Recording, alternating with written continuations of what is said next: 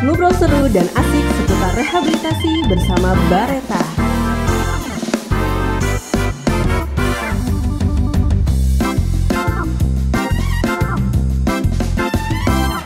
Halo Sobat Bareta, saat ini Anda masih bersama kami dalam program musik Ngobrol seru dan asik bersama Radio Bareta, ruang advokasi dan informasi orang tua dan keluarga Bareta. Ngobrol seru dan asik seputar rehabilitasi bersama Bareta.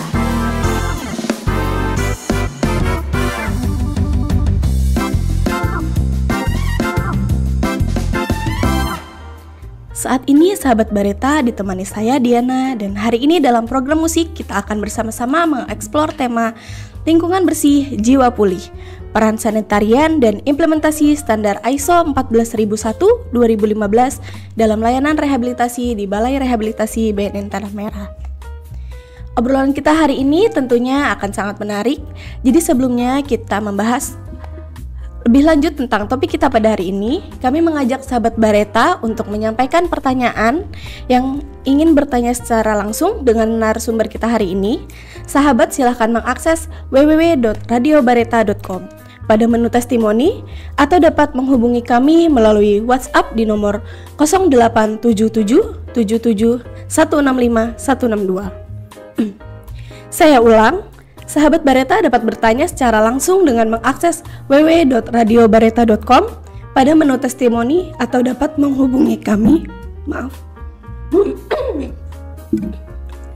Saya ulang, sahabat Bareta dapat bertanya secara langsung dengan mengakses www.radiobareta.com pada menu testimoni atau dapat menghubungi kami melalui WhatsApp di nomor 0877 77 165 162.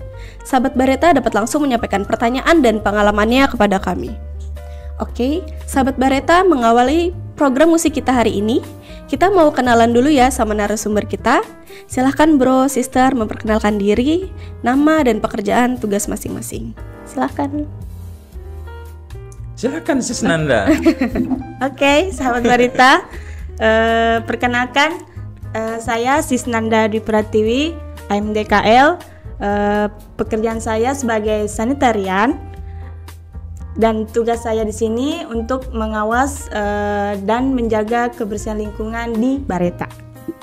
Terima kasih. Selanjutnya Ya, kenalin saya Dedi sebenarnya, cuman kadang-kadang dipanggil, biasa sih akrabnya panggil Om Ded ya di balai ya. Jadi kalau dipanggil Bro Ded kayaknya kemudahan gitu. Jadi panggil Om Ded aja kali ya, ntar ya sis ya. Boleh. Om Ded aja. Jadi kita panggil Om Ded ya. Kebanyakan nama jadi panggil Om Ded aja gitu ya. boleh. Siap. Gitu Mbak ya. Oke, saya di sini sebagai sanitarian juga sama Sis Nanda juga. Jadi kami fokus pada lingkungan yang ada di Balai Rehabilitasi Tanah Merah. Jadi fokus lingkungan. Ntar kita bakal bedah deh kami ngapain aja sih di sini. Gitu. Baik, siap. Terima kasih Om Ded dan Sis Nanda sudah meluangkan waktu untuk hadir di sini untuk sharing pengetahuan dan pengalaman bersama sahabat Bareta. Baik, mungkin saya izin langsung bertanya aja ya bro. Maaf Om Ded dan Sis Nanda. Tadi saat perkenalan Om Dedi dan Sis Nanda memberitahu bahwa jabatannya sebagai sanitarian di Bareta. Boleh dijelaskan secara sederhana nggak sih Sis Nanda, apa sih peran utama atau tugas pokok dan fungsi sanitarian, dan kemudian apa yang membedakannya dengan petugas kebersihan di lingkungan Balai Rehabilitasi BNN Tanah Merah? Oke, terima kasih izin menjawab sahabat Bareta. Tugas pokok sanitarian yang pertama itu pengendalian faktor risiko, kemudian yang kedua pengujian air limbah atau makanan, kemudian yang ketiga pengawasan limbah B3, dan keempat faktor pengendalian vektor. Sedangkan petugas kebersihan itu bertanggung jawab untuk menjaga kebersihan dan kerapian secara fisik di suatu area. Terima kasih. Oh, berarti sanitarian bukan hanya terkait kebersihan lingkungannya, tetapi juga terkait kesehatan lingkungannya ya sis. Baik, izin bicara terkait kesehatan lingkungan. Yang saya ketahui, air menjadi suatu prioritas utama kebutuhan semua individu di dunia. Nah, di Bareta sendiri, apakah kualitas air minum dan air bersih menjadi prioritas utama juga? Lalu bagaimana Bro dan Sis sebagai sanitarian menjamin air ini benar-benar aman untuk digunakan, bukan hanya sekadar jernih? Mungkin bisa dijelaskan sedikit Sis Nanda? Ya, kita mengetahui air adalah sumber kehidupan. Jika air tercemar, maka faktor risiko bawaan air itu akan mendampaknya itu seperti diare meningkat. Kemudian bisa mengganggu terapi secara total. Kemudian Santerian akan memastikan air bersih dan air minum itu memenuhi standar baku mutu. Dan kita juga melakukan inspeksi sanitasi dan pengambilan uji air sampel. Dan kemudian air uji sampelnya dibawa ke laboratorium untuk melakukan pengujian, memastikan air bersih itu bebas dari bakteri E. coli dan zat kimia berbahaya. Terima kasih. Oh, baik, berarti air di Bareta sendiri benar-benar terjaga kualitasnya ya, Sis. Izin Sis, selain air, apakah tim sanitarian juga memastikan terkait area sensitif seperti kamar tidur, toilet, dan ruang makan klien? Jika iya, boleh dijelaskan bagaimana tim sanitarian memastikan area sensitif tersebut sesuai standar? Silakan. Kita memakai instrumen inspeksi sanitasi, dan kita juga mengecek tes kelembapan, pencahayaan, suhu, dan kita juga melakukan sterilisasi ruangan menggunakan alat UV. Dan kita menerapkan area tempat makan itu dengan sederhana dengan cara hazard analisis critical control point. Itu aja. Oh, baik. Berarti secara garis besar di Bareta sendiri sudah melakukan inspeksi sanitasi di seluruh area ya, Sis. Bukan hanya tempat klien tapi di area-area tempat lingkungan kerja juga. Baik, izin Bro dan Sis, di Balai Rehabilitasi BNN Tanah Merah sendiri tentu memiliki jenis limbah yang spesifik. Bagaimana tim sanitarian memastikan pengelolaan limbah ini berjalan sesuai dengan aturan dan standar sehingga tidak terjadi penyalahgunaan atau pencemaran? Dan apa dampak bila dilakukan sesuai dengan aturan dan standar yang ditentukan? Silakan.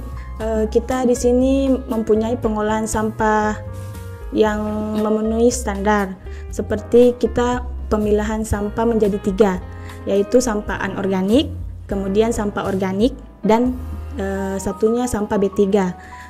Limbah B3 kita di sini seperti sisa obat kadaluarsa, jarum suntik yang sudah dipakai, kemudian APD yang sudah dipakai, itu ada menggunakan tanganan khusus. Seperti kita melakukan penyimpanan dengan wadah tertutup dan diserahkan ke pihak ketiga yang sudah berizin.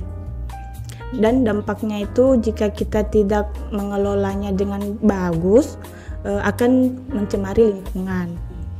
Dan resikonya itu seperti gangguan kesehatan. Kalau dampak psikologisnya itu seperti pasti lingkungan kita menjadi kotor. Baik, itu saja sih. Ya. Mungkin kita akan beralih untuk membahas terkait layanan ISO 14001/2015 ya. Balai Rehabilitasi Tanah Merah sendiri telah terstandarisasi ISO 14001/2015. Mungkin Bro Dedi boleh jelaskan kenapa kepada sahabat Bareta apa itu standarisasi ISO 14001/2015? Lalu mengapa Bareta sendiri harus terstandarisasi dan apa keterkaitan mengapa Bareta dan apa keterkaitan unit sanitarian dengan implementasi ISO 14001/2015 di Bareta? Dan tentunya apa manfaat bagi pengguna layanan rehabilitasi sendiri, Bro? Silakan. Udah nih ya, akhirnya ditanya juga ya. Tadi tunggu nih kan ditanya dia satu apa aja nih. Oke, ya, Bro. Kenapa ada ISO di balai gitu kan ya? Yang jelas kan namanya juga standarisasi lingkungan ya, bukan hanya di manajemen mutu aja. Betul. Jadi di balai juga ada namanya standar lingkungan di 14001/2015. Sebenarnya itu merujuk pada standar internasional ya. Terkait khususnya lingkungan saja. Yang kami fokuskan sebenarnya di sini yang paling disorot itu adalah pengolahan limbah B3 dan pengolahan limbah cairnya yang tadi udah dijelaskan sama Sis Nanda tuh. Fokusnya ke situ sebenarnya. Makanya adalah timbul ISO ini gitu untuk di balai. Tujuannya apa ya? Untuk ramah lingkungan dan pencegahan pencemaran, karena tentu di balai kan kita akan menghasilkan limbah ya. Bener ya? Betul. Hasil limbah ya, mau itu limbah domestik atau limbah B3. Karena kan kita punya klinik juga di sini ya. Di sana juga ada kegiatan medis juga terkait mungkin pemberian obat, pemberian jarum suntik untuk menyuntik kliennya gitu kan ya. Terus ada potongan jaringan dan lain-lain lah. Jadi kita tetap mengelola hal itu.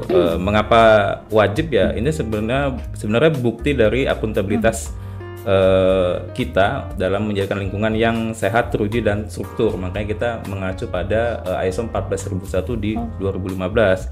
Sedangkan untuk peran kuncinya, sanitarian adalah pelaksana sebagai tugas dan menjamin kualitas air tadi kami sampaikan. Kualitas air juga, kualitas lingkungan juga, maupun kualitas pengelolaan limbah B3-nya. Sedangkan untuk manfaat bagi klien itu menjadi manfaat yang menjadi kesehatan yang ganda.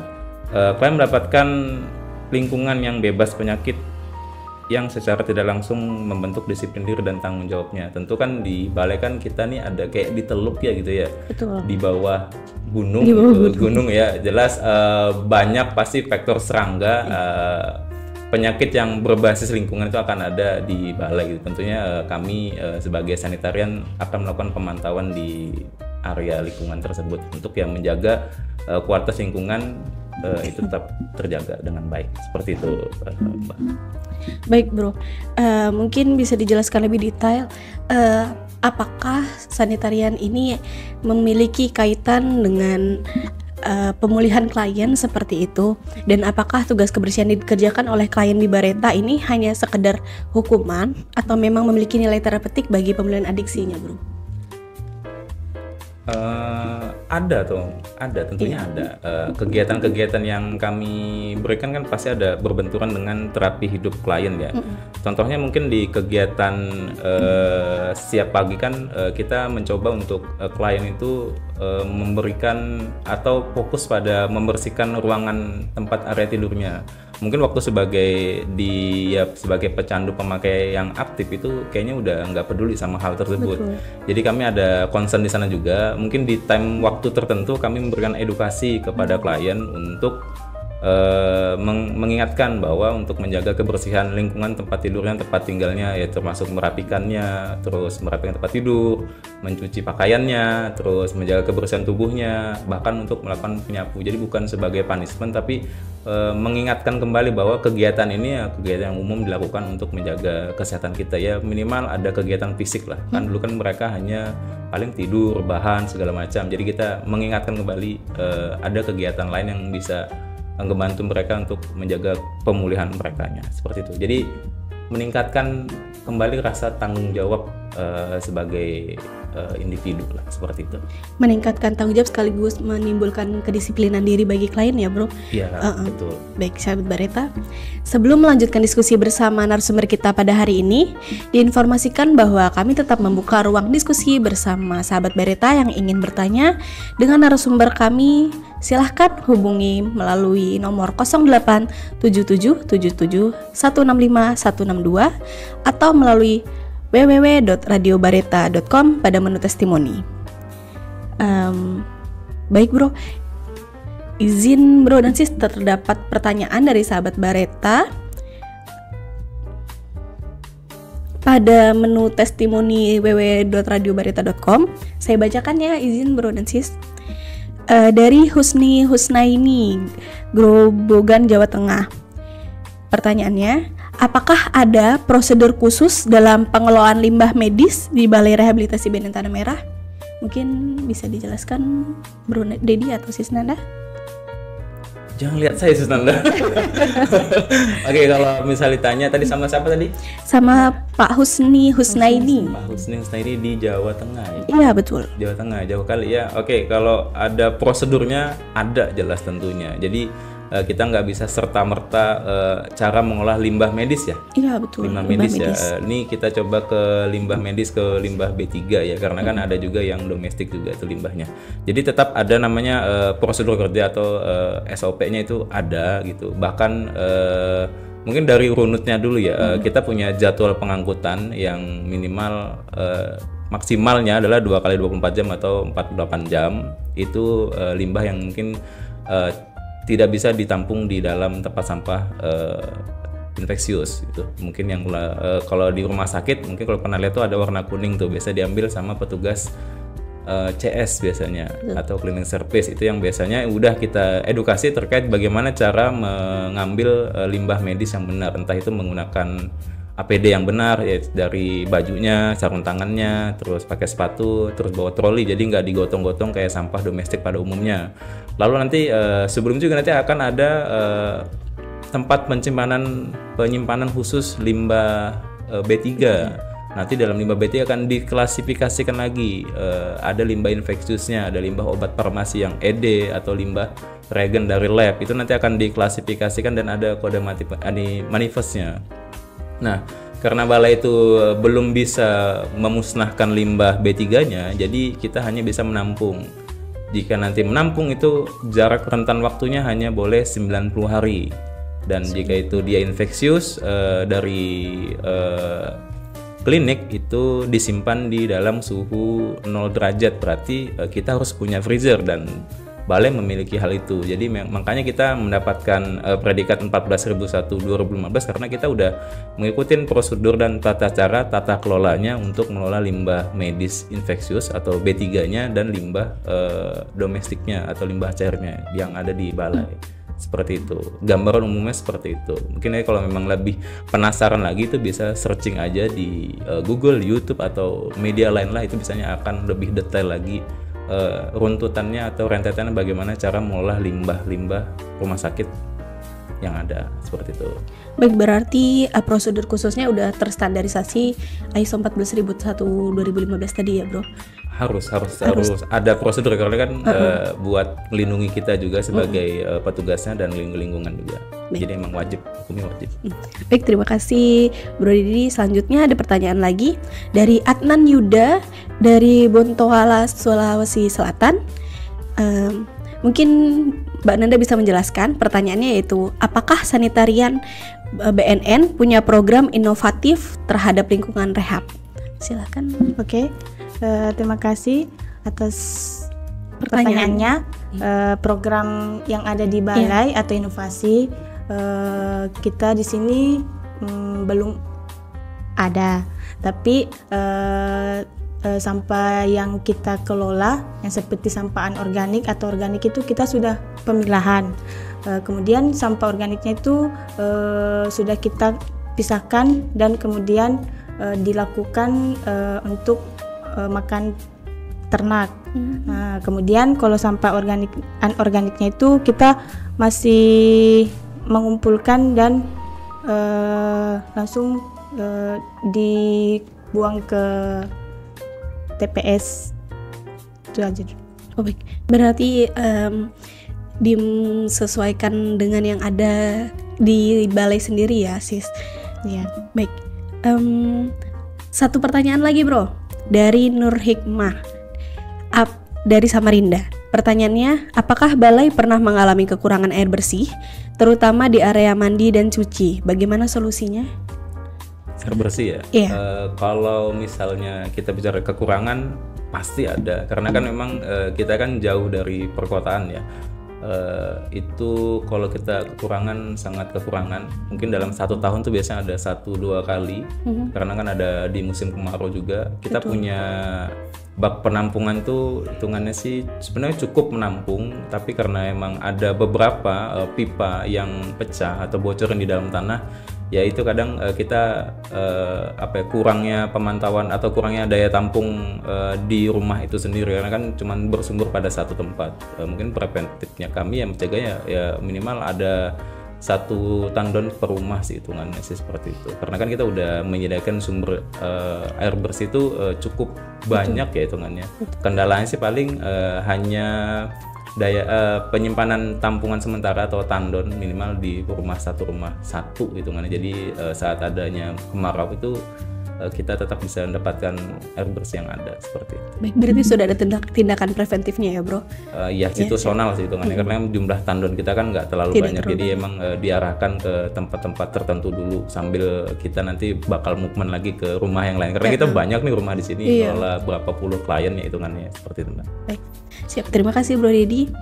Baik sahabat Bareta, melanjutkan diskusi kita tadi Bro dan Sis. Kita lanjut diskusi kita ya. Dalam menjaga lingkungan tentu tidak diupayakan hanya oleh tim sanitarian saja. Bagaimana Bro dan Sis berkoordinasi dengan staf lain seperti perawat atau konselor? Dan adakah inovasi di balai terkait peran sanitarian yang bisa menjadi contoh bagi keluarga di rumah? Bisa ditolong dijelaskan, Bro Didi? Oke, kalau misalnya seperti itu, sebenarnya kami udah bekerja dengan lintas bagian ya, teman-teman ya. Udah ke di sini ada perawat juga, ada dokter juga, ada teman-teman layanan umum juga, terus ke yang jaga juga, bahkan ke sampai ke klien dan rumah dinas yang udah tinggal di sini. Tentu kami udah menanamkan sebuah mindset menjaga kebersihan sebagian dari pemulihan untuk kita juga dan untuk klien juga. Jadi kita juga mencontohkan apakah kita tuh bisa juga untuk memberikan output ke lingkungan juga. Terus jika ada apa tadi? Tadi pertanyaannya contoh inovasi yang bisa diterapkan. Yang kami bisa terapkan adalah pertama sih karena di sini makanannya itu kita ke pengumpulan makanan organik dulu kali ya. Kayaknya fokusnya pemilahan sampah organik dan anorganik udah kami pisah. Kami hanya bisa sementara ini masih memanfaatkan sisa makanan yang ada. Itu kan lumayan banyak ya, mungkin ada 4 kilo per hari karena emang makanannya udah ditakar ya ke klien itu, jadi lebihnya tuh nggak terlalu banyak. Jadi kita hanya ngumpulkan, lalu nanti jika ada lebih kami akan buat kompos karena udah ada medianya. Jika memang nggak ada, itu berarti udah dikumpulin oleh teman-teman yang ada di balai untuk pakan ternaknya secara pribadi atau secara mandiri. Jadi udah sebenarnya udah berjalan juga. Atau di vokasional kami juga sudah sempat koordinasi di balai, karena kan di balai juga ada ternak ayam ya kalau saya. Nah jadi kalau memang ada lebihnya lagi, kita bisa lempar lagi ke ternak ayamnya untuk dilakukan pemanfaatan limbah yang ada. Jika di rumah itu sebenarnya lebih mudah lagi karena kan di rumah bisa menakar sendiri berapa jumlah yang akan dibuangkan. Betul. Terus ada sampah makanan apalagi, lebih baiknya sih bisa dilakukan untuk pembuatan kompos secara mandiri. Seperti itu. Kalau untuk contohnya itu banyak banget, sudah nggak ada keterbatasan informasi ya. Di YouTube itu ada contohnya, ada di, kalau emang nggak suka nonton video bisa di website tuh biasanya udah ada sih cara pembuatan kompos sederhana skala rumah tangga itu ada. Baik, terima kasih Bro Dedi. Mungkin kita akan beralih lagi ke pertanyaan-pertanyaan teman-teman di menu testimoni karena banyak sekali Bro dan Sis seperti penasaran dengan sanitarian. Baik, dari Ahmad Nasyid, pertanyaannya ada 2 nih kebetulan, mungkin nanti bisa satu Bro Dedi dan satu Bro Sis Nanda. Yang pertama, bagaimana peran teman-teman sanitarian dan dalam menegakkan peraturan terkait lingkungan yang dilakukan di BNN, terutama terkait pencemaran lingkungan, air dan udara? Mungkin bisa dijelaskan Sis Nanda? Bro Dedi katanya Sis Nanda. Penegakan ya? Iya. Kalau misalnya penegakan, karena kan di balai ini kan kalau pencemaran udara, kita ini di lembah gitu kan, ada teluk gitu ya. Terus di kanan kiri juga udah hutan ya. Terus kalau misalnya kami lihat secara data, karena kan dalam 1 tahun sekali kan kami ada uji iklim kerja tuh. Di sana akan ada emisi. Kalau emisi kita jelas di bawah standarnya, nah berarti itu hitungannya baik lah. Tidak di atasnya ya gitu. Misalnya standarnya 10, kita tuh ada di 8, 7, itu masih bagus-bagus saja. Terus kalau untuk yang lainnya kita paling sekedar himbauan, karena kan kami berdua untuk beberapa ratus orang itu kan banter-banter hanya himbauan terkait aturan-aturan yang ada. Peran kami ya seperti itu, seperti ke himbauan informasi yang seperlunya aja sih. Baik, untuk pertanyaan kedua dari Ahmad Nasyid tadi, pertanyaannya terobosan atau inovasi apa yang sudah diterapkan di BNN terkait program untuk menjaga lingkungan dan siapa tahu bisa diadopsi oleh masyarakat. Silakan Sis Nanda. Ya itu tadi saya jelaskan kayak pemilahan sampah dulu, mulai dari sampah organik dan organik. Jika sampah sudah dipilah, maka kita bisa membuat kerjaan tangan atau bisa mandiri untuk membuat karya-karya dari sampah itu. Seperti kalau sampah organik itu bisa menjadi kompos seperti Om Ded tadi jelaskan. Kalau sampah anorganik seperti botol plastik, kayak plastik sampah, kantong plastik itu bisa dipakai kembali. Betul. Mungkin itu saja. Iya. Mungkin. Terima kasih Sis Nanda. Satu lagi mungkin dari Andi Badarudin dari Biringkanaya. Pertanyaannya, apakah ada program edukasi dari sanitarian ke pasien rehab? Lalu apakah pernah dilakukan pengukuran pemahaman klien terhadap perilaku klien merawat lingkungan setelah diberi edukasi? Silahkan Bro Dedi. Oke, kalau untuk edukasi, kami kan ada, sebenarnya kami tuh kebagi, ada 25 job kami di sini. Terus kami bagi 3 ya. 3 poin besarnya adalah yang pertama itu pengawasan lingkungan dan edukasi, 2 pengolahan limbah cair, dan 3 itu pengolahan limbah B3. Nah, di poin pertama kami itu masuk di kegiatan edukasi di KKT dasar itu terkait PHS atau PHBS, perilaku hidup bersih sehat. Itu kami mengedukasi klien terkait pemahaman dasar, salah satunya itu yang paling berat kan karena mereka tuh sebagai pecandu aktif ya, otomatis tidak jauh dari namanya perilaku merokok di dalam rumah atau di sembarang tempat. Jadi kami edukasi kenapa tidak boleh merokok di dalam rumah, kami jelaskanlah segala macam. Terus penggunaan air bersih, terus faktor apa saja yang bakal terjadi jika kita tidak berperilaku hidup sehat saat kita setelah menjadi pecandu. Takutnya nanti lebih dari itu, nanti habit atau kebiasaan-kebiasaan yang udah ada itu malah lanjut terus. Padahal kan tujuannya kami beredukasi, memberikan pemahaman bahwa dulu tuh kita tuh tidak seperti itu. Jadi kita mengingatkan kembali, tentu tetap ada edukasi kepada kliennya. Untuk pemahamannya, bagaimana tingkat mengukurnya tadi ya? Iya betul. Kami itu ada namanya pretest dan posttest terhadap peserta atau klien yang saat kami berikan edukasi. Jadi kami akan lakukan pretest dan posttest mungkin tidak terlalu banyak ya, kalau hanya 5 pertanyaan saja secara umum ya.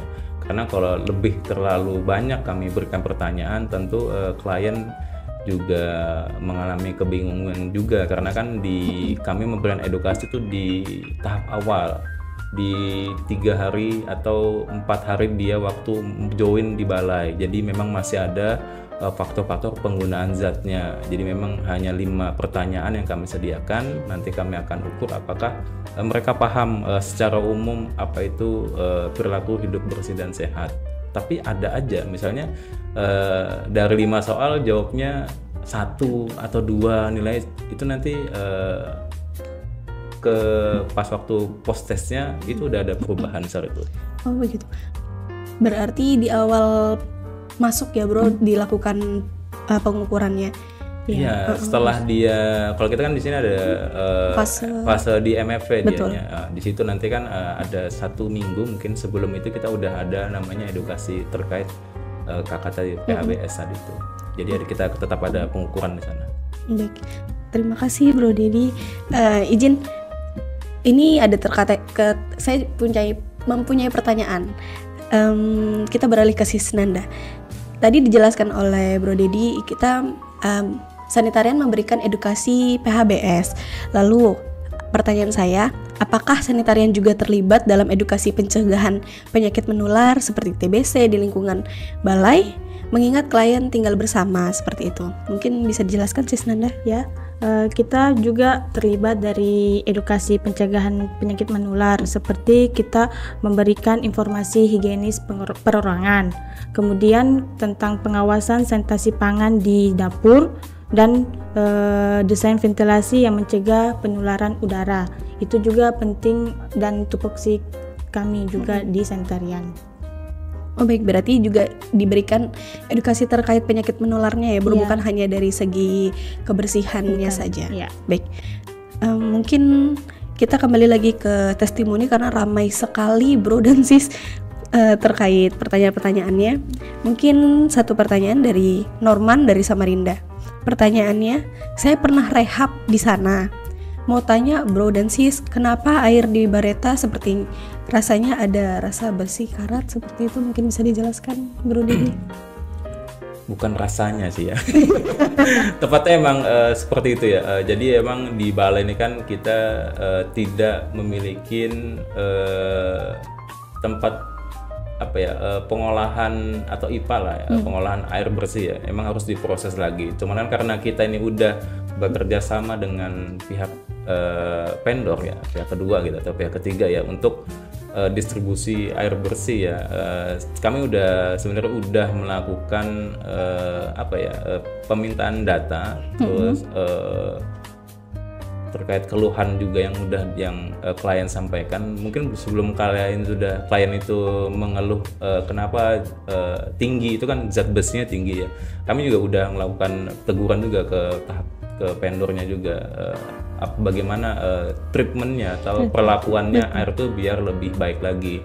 Terus juga kita udah melakukan pengendapan juga sebenarnya. Jadi udah ada perlakuan lagi tuh, diendapkan beberapa lama, terus kami kasih blower juga, lalu nanti kami distribusikan. Tapi memang di lapangan kan kita masih pakai pipa-pipa besi ya. Kemungkinan masih ada paparan atau cemaran dari pipa yang ada, dan itu juga sudah jadi salah satu program jangka panjang juga untuk perbaikan terkait pipa-pipa yang ada. Mungkin ya sederhananya akan ada penggantian sih seperti itu. Kalau di beberapa tempat itu udah melakukan pemberian filter, cuman kalau kita kasih filter untuk satu balai itu kayaknya tidak mengcover ya. Betul. Jadi tetap melakukan hal yang kami bisa lakukan, minimal seminimnya kami kurangi lah terkait tingginya zat besi itu atau ada kadar keasaman pada air bersih, karena kan yang kita gunakan ini hanya mandi cuci kakus saja, MCK kita bilang, tidak untuk dikonsumsi.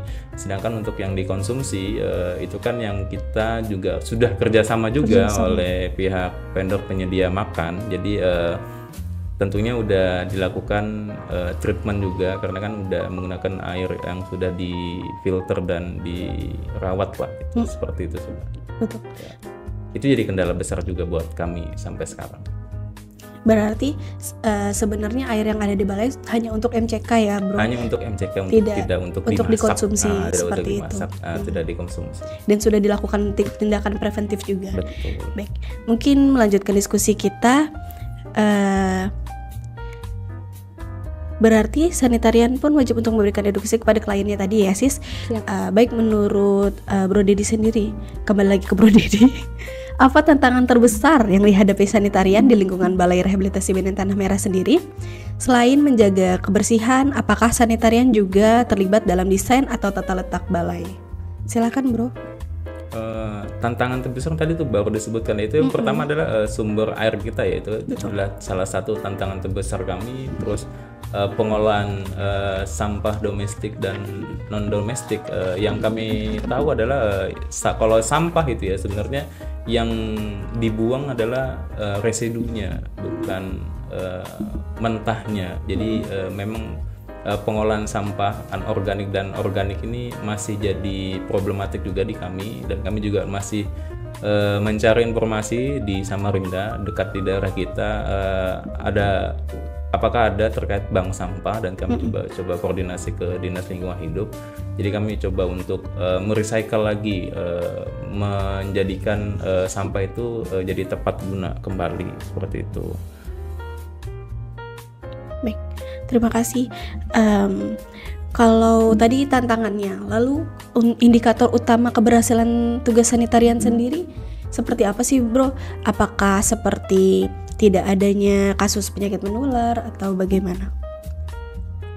Silakan. Untuk jika ditanya indikator utama keberhasilan ya, sebenarnya pada ketika klien dan staf secara sadar ya menjaga kebersihan tanpa diawasi ketat oleh sanitarian, itu adalah salah satu achievement terbesar buat kami.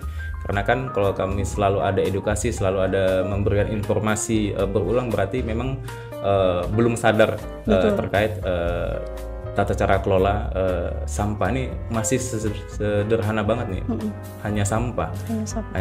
Jadi karena sampah ini kan bukan isu kita aja, ini isu nasional. Karena kan bahkan yang kita tahu TPA kita aja udah bergeser, tadinya di Bukit Pinang, ini bergeser di daerah lain. Berarti emang sampah ini jadi poin penting kami ya. Jadi kalau seandainya ditanya tadi apa indikatornya, kalau semua staf, elemen staf, pegawai, siapapun itu, siapapun jabatannya, udah dengan sadar bahwa dia penting untuk mengelola sampah secara mandiri tanpa adanya pengawasan, dan udah dia bisa lakukan, dan itu udah salah satu achievement terbesar buat kami gitu kan. Jadi kami hanya pengawasan dari jauh, tinggal menambah edukasi saja tanpa memberikan oh ini nggak boleh, oh ini boleh. Itu kami kayak seperti mengulang dari awal lagi, seperti itu Pak. Baik, terima kasih. Mungkin kita kembali lagi ke Sis Nanda untuk pertanyaan dari teman-teman pada menu testimoni dari Mbak Sukma Jaya dari Lobakung, Samarinda. Pertanyaannya, apakah sanitarian mengelola kebersihan makanan pasien yang sedang rehab? Kalau iya, bagaimana sanitarian melakukannya? Silakan Sis Nanda. Oke, izin menjawab.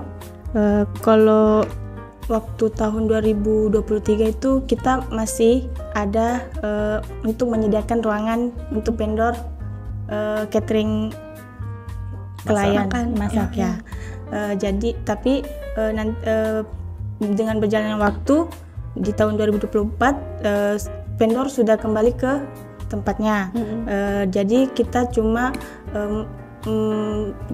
vendor mengantar pas jam makannya. Ya. Jadi kita cuma menerima makanan dari vendor dari luar, kemudian kita membagikan ke klien. Baik, berarti untuk tindakan berarti untuk saat ini vendor makannya hanya diantar ya? Iya. Baik, siap kalau begitu. Mungkin ada lagi pertanyaan dari Nurmalena dari Makassar. Bagaimana sanitarian BNN memastikan air, makanan, dan lingkungan di balai tetap aman dan sehat? Apa standar keamanan air lingkungan BNN? Silakan Sis Nanda. Boleh dulu? Oh, baik. Pertanyaannya, Ya. bagaimana sanitarian di Bareta sendiri memastikan air, makanan, dan lingkungan tetap aman dan sehat? Lalu apa standar keamanan air di lingkungan BNN sendiri? Terima kasih. Standar air minum ada di balai itu kita menggunakan juga pihak ketiga. Jadi setiap minggu atau setiap hari vendornya mengantarkan air minum ke balai, ke Bareta. Kemudian apa gitu? Standar keamanan air. Oke, kita di sini juga setiap minggu atau dalam satu minggu itu kita pengujian air minum, tapi dengan parameter cuma pH air minum aja. Standarnya di baku mutu itu kan 6,5 sampai 8. Dan standar di balai air minumnya itu sesuai standar. Kemudian kita juga meminta ke vendor juga untuk melakukan uji air minumnya sendiri ke laboratorium. Betul. Ya, itu juga kita lakukan. Kemudian tentang apa lagi? Untuk makanan dan lingkungannya agar tetap aman dan sehat. Kalau tentang lingkungannya, kita selalu setiap bulan kita membuat jadwal untuk membersihkan di bagian-bagian di Bareta. Itu aja. Mungkin sedikit saya tambahkan ya, terkait baku mutu, terus standar apa yang digunain, mungkin arahnya ke aturan kali ya. Kalau untuk di pengolahan limbah cairnya, itu ada namanya baku mutu yang kami gunakan itu Permen LHK nomor PP 68 tahun 2016. Pada lampiran 1 itu kita menggunakan beberapa parameter. Ini ada TSS, BOD, COD, pH, amoniak, minyak lemak, deterjen, E. coli, coliform. Itu yang kami pantau setiap 1 bulan untuk diuji ke laboratorium yang udah terakreditasi. Jadi pemantauannya memang sudah berkala dan udah mengikuti standar yang ada. Sebagai contohnya, ini pH yang dihasilkan oleh air limbah kami secara rata-rata itu di saat pengujian itu ada 6,7, sedangkan standar yang diizinkan ada 6 sampai dengan 8, minimal tuh 6,5 sampai 8. Berarti masih aman hitungannya. Bahkan di amoniaknya itu kami diizinkan hanya 10 mg per liter kubik, itu hanya 10 tuh baku mutu, tapi dalam hasil uji yang kami dapat yaitu di bawah itu malah dapat 3. Jadi sebenarnya balai udah ngikutin standar yang ada. Kita kembali lagi ke ISO tadi sebenarnya. ISO itu kalau misalnya kita tidak dapat predikatnya di 14001/2015, berarti kami dalam tata kelola lingkungan, baik itu limbah B3 yang ada salah satu infeksius dan limbah domestik yang ada, kami tidak memenuhi syarat dan kami harusnya tidak mendapat predikat itu. Tapi karena kami ada predikat di ISO, otomatis kami udah memenuhi baku mutu yang ada, terus memenuhi standar yang ada. Yang salah satunya standar tadi adalah PP nomor 68 terkait baku mutu air limbah domestik tersendiri, khususnya di bagian rumah sakit atau klinik seperti itu, Mbak. Terima kasih Bro Dedi dan Sis Nanda atas penjelasannya. Masih ada pertanyaan lagi dari teman-teman. Ini ada pertanyaan kembali Sis Nanda dari Andi Mardi dari Sulawesi. Pertanyaannya, di salah satu rehab swasta di Makassar sepertinya ada program Green Rehab. Apakah di Bareta sendiri sudah ada program Green Rehab juga? Bisa dijelaskan Sis Nanda? Green Rehab. Green Rehab ya? Iya. Belum pernah dengar juga sih. Belum pernah dengar. Iya. Jadi mungkin kita belum ada. Mungkin nanti kita akan cari tahu lagi terkait itu. Gimana, Bro Dedi? Belum pernah dengar sih terkait Green Rehab. Iya. Berarti di Bareta masih belum ada terkait program itu. Baik. Kalau kita lihat Green Rehab ya, saya nggak tahu arahnya kemana nih. Dia juga nggak ngejelasin Green Rehab itu seperti apa. Tapi kalau bilang hijau-hijauan, balai hijau banget tuh. Iya. Balai itu hijau banget. Kalau kalian tahu Teluk itu ya, ibaratnya tuh kita itu dikelilingi dengan namanya gunung-gunung, hutan-hutan. Iya, gitu betul. ya. Terus hijau dan asri. Terus kalau pagi masih ada embunnya, bahkan masih ada burung enggangnya. Kalau kita bicara di Green Rehab gitu ya. Terus mungkin kalau misalnya bergeser sedikit ya, kita juga tidak mengizinkan klien untuk merokok ya, di dalam facility. Bahkan stafnya pun tidak boleh merokok dalam facility. Jika itu emang salah satu masuk dalam green rehabilitasi gitu, atau menjaga lingkungan juga salah satu itu. Karena emang tidak didetailkan green rehab seperti apa, modelnya seperti apa. Karena kan setiap instansi atau pengelola rehabilitasi punya cara sendiri, dan balai pun ada juga acuannya untuk menjalani rehabilitasi. Baik. Tapi nanti kita coba bisa cari informasi itu nanti apa itu green rehab sebenarnya. Saya juga penasaran apa itu. Karena masih belum dijelaskan secara detail ya green rehab yang dimaksud. Saya malah apa. baru dengar juga green rehabilitasi itu seperti apa. Tapi kita hijau. Kita sangat hijau sangat karena hijau banyak sekali pohon-pohon. Baik, satu pertanyaan lagi dari Muhammad Andi Ikhlas dari Wajo Makassar.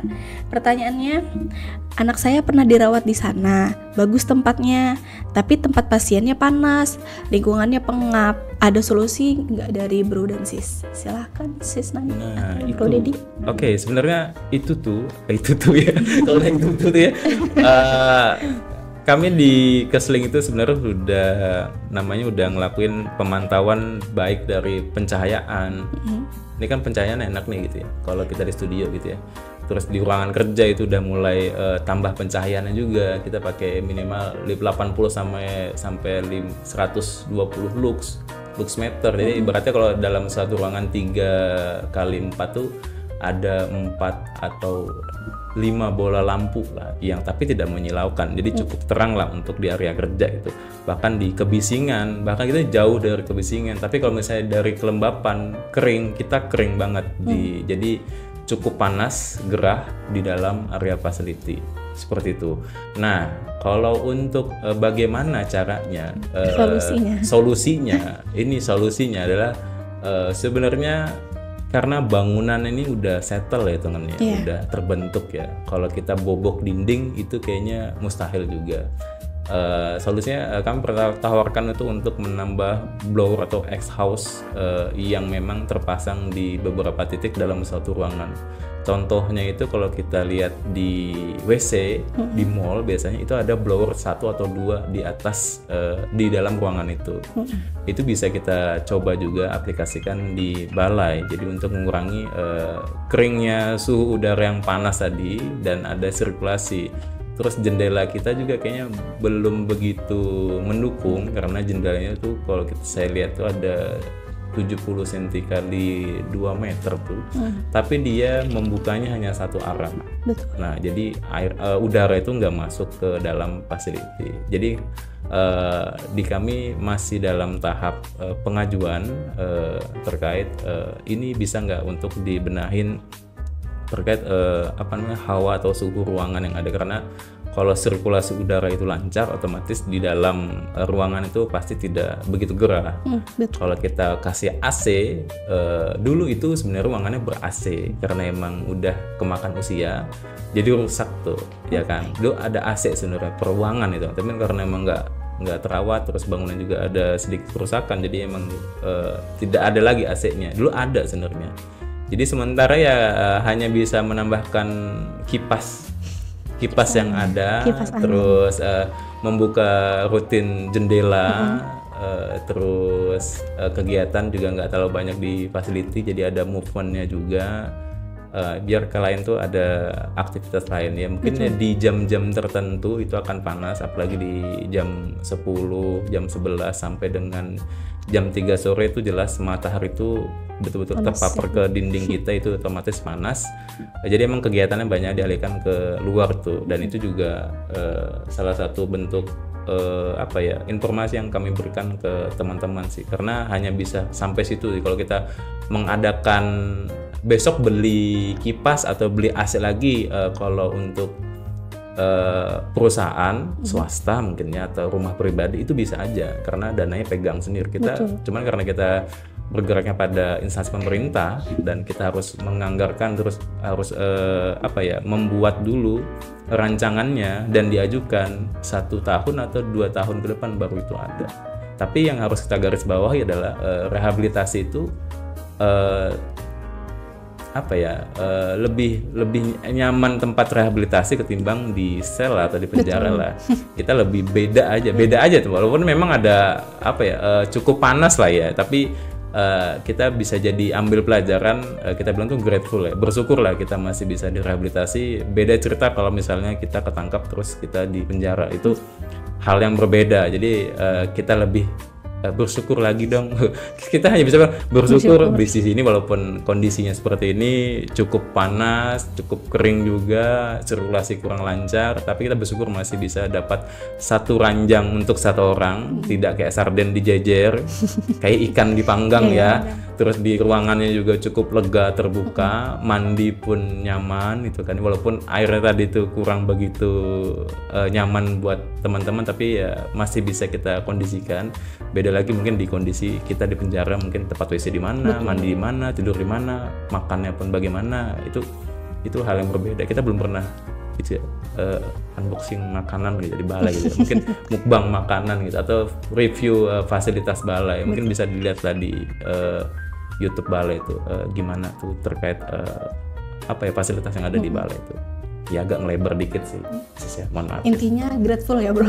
Ya, kita harus grateful dulu, tapi tetap di kami selalu mengajukan arahnya ini balai yang cukup kering ini dalam ruangan, ini harus dibikin lembab dikit biar nggak terlalu panas dan pengap. Itu ada sudah. Sebenarnya kita tetap lakukan pelaporan itu dan pengajuan setiap tahunnya. Berarti tim sanitarian sendiri sudah melakukan tindakan preventifnya untuk pengajuan agar tidak pengap ya bro? Betul sih. Baik, tadi kita udah membahas terkait kebersihan lingkungan dan lain-lain. Mungkin kita akan membahas yang lain. Menurut Mbak Nanda sendiri nih, saya mempunyai pertanyaan. Setelah klien kembali ke rumah, apa tips terpenting dari Sanitarian Bareta agar keluarga bisa menjaga lingkungan rumah tetap aman dan mendukung pemulihan untuk menjaga relapse-nya? Silahkan Sis Nanda. Tips untuk terpenting dari sanitarian itu kalau di rumah itu menerapkan pemilihan sampah, kemudian menjaga sirkulasi udara, dan menciptakan suasana rumah yang terstruktur dan higienis. Jadi jika rumah tertata rapi, indah dipandang, itu membuat hati lega, senang, dan pikiran tenang. Baik, maka tipsnya jangan lupa untuk menerapkan pilah sampah, menciptakan suasana rumah yang terstruktur dan higienis karena lingkungan yang tertata, membantu menenangkan pikiran ya sis. Baik, pertanyaan terakhir nih bro, apa pesan kunci dari Bro Dedi untuk sahabat Bareta atau klien yang sedang dalam pemulihan mengenai peran lingkungan dalam menciptakan jiwa yang kuat? Ya, pesan yang bisa kami sampaikan, lingkungan adalah cerminan diri, karena kita hidup dengan lingkungan tuh cukup berdampingan, bukan cukup, sangat berdampingan erat. Lingkungan yang bersih adalah obat terbaik. Ingat motto kami atau motto saya juga misalnya pribadi, mencegah lebih baik daripada mengobati. Itu hal yang paling sederhana yang kita bisa lakukan. Dukung setiap usaha kerapian, kebersihan, dan kesehatan lingkungan, karena lingkungan sehat menciptakan jiwa yang kuat, utuh, dan sehat. Wah, bagus sekali. Lingkungan adalah cermin diri, dan lingkungan yang bersih adalah obat pencegah terbaik ya bro. Betul sekali. Terima kasih Bro Dedi dan Sis Nanda atas penjelasan yang sangat luar biasa dan mencerahkan pada hari ini.